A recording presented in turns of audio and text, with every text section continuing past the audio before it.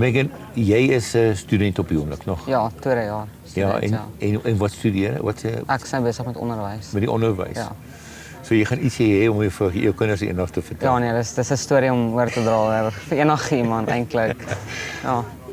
Toe ons met jou praat en obviously ek dink Michelle het met jou gepraat by die gym en, Ja. en jou vertel van die ding. Ja. Wat het jy toe besluit om te sê, hoorie, ek wil deel van hierdie wees? Ek dink die feit eintlik dat dit ek wil half sê daar's 'n malligheid agter dit, maar daar's ook 'n doel agter dit.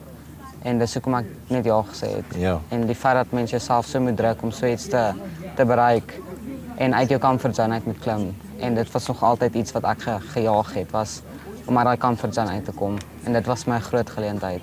Maar jy oefen al 'n rukkie. Ja. En op hierdie stadium het nou 'n bietjie van die ervaring gehad met die trokke en op die pad en die tegniese werk wat ons doen vandag vir die rede. Sien jy kans nou vir die 40 dae? 100%. 100%. Nou nog meer as gister. Was dit enigiets naby wat jy gedink het hoor dit gaan so wees? Ek dink is beter as wat ek gedink het. Moeiliker, definitief moeiliker want jy kan nie eintlik verwag wat dit gaan wees nie. Ja. Maar in terme van die mense met wie mense doen, dit help baie.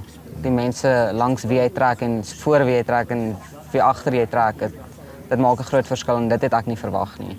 Die spanbou en die spanwerk agter dit maak 'n baie groot verskil.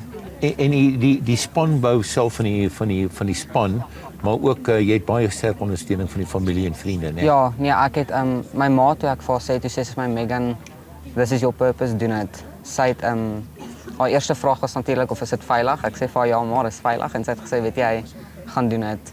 Gaan doen dit en gaan dra daai message oor. My vriend het vir my gesê, Megan, you got this. Almal het vir my gesê, Megan, hier is jy. Dis waarvoor jy gewag het en ek het net support. Ek's regtig ek's baie blessed met my support. So daar's 'n regte ouderdom verskil tussen die groep. En jy is een van die jongstes. Ja. So wat gaan jou boodskap wees aan Suid-Afrika met al die produksie en al die TV wat saam met dit gegaan? Jy gaan baie op TV wees. En op 'n of ander dag is wat gaan jy vir Suid-Afrika sê? Wat 'n boodskap wil jy vir hulle gee? Ek praat actually gister met my vriendin oor. Ek sê vir haar, weet jy die malligheid agter hierdie en die dryf agter hierdie is die feit dat ek jonk is. En ek's nog nie eers klaar studeer nie, ek's nog nie eers halfpad klaar studeer nie. En die gewone persoon sal seker sê, weet jy, miskien oor 2 jaar as ek reg is. Ek het nie eers geweet of ek reg is nie en ek het net gesê, weet jy, ek gaan dit doen. Ja. En dis eintlik my boodskap vir enige iemand, enige kind wat nie seker is hoe om hulle droom te jaag nie. Ek sal sê, weet jy, doen dit. En as jy dit nie nou maak nie, probeer volgende jaar weer. Jy moet dit net doen. Just chase it, go for it. Ouderdom is eintlik ook net 'n nommer. Dis jy's nooit te oud of nooit te jonk nie. Nee, ek love it.